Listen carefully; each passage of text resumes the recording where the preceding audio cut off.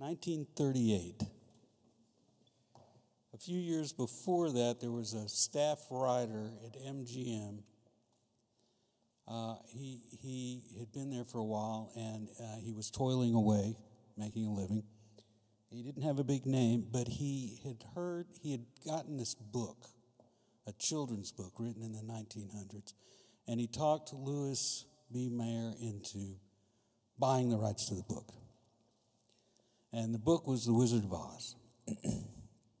And so somebody had done a film before, but it was a flop.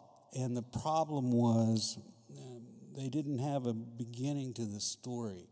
It was esoteric, and then suddenly she's in this other world.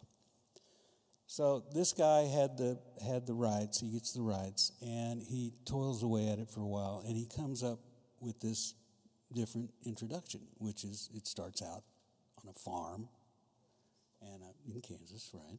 And the tornado comes, and that transitions her into this other world. So it takes him a few years to put that together, and he talks Mayer into funding the thing. And the guy wasn't real thrilled about it, but he liked this staff writer, and the guy was cranking out stuff, 40, 60 hours a week, just working it out. And he goes, okay, I'll put some money into the deal. And he goes out, and he had met Harold Arlen. And so he asked him, with Vic Yarberg, who's the lyricist, he asked those guys it was a low-budget deal, and they were going to be paid $25,000 for 14 weeks' worth of work. And they were thrilled, and they thought, well, yeah, we'll take that. And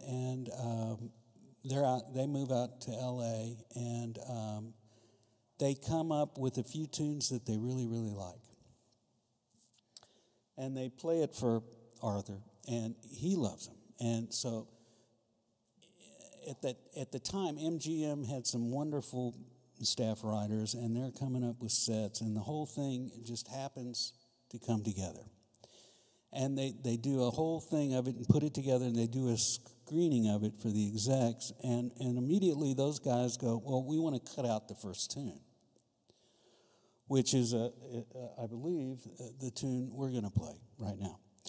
But because this guy who talks him into buying the rights puts his foot down, and because Mayer wants to keep him on staff, he puts his foot down and says, we got to have this tune. We got to have this tune in the front, and it's going to make the whole thing. And they let him do it because, again, it's originally a low-budget deal.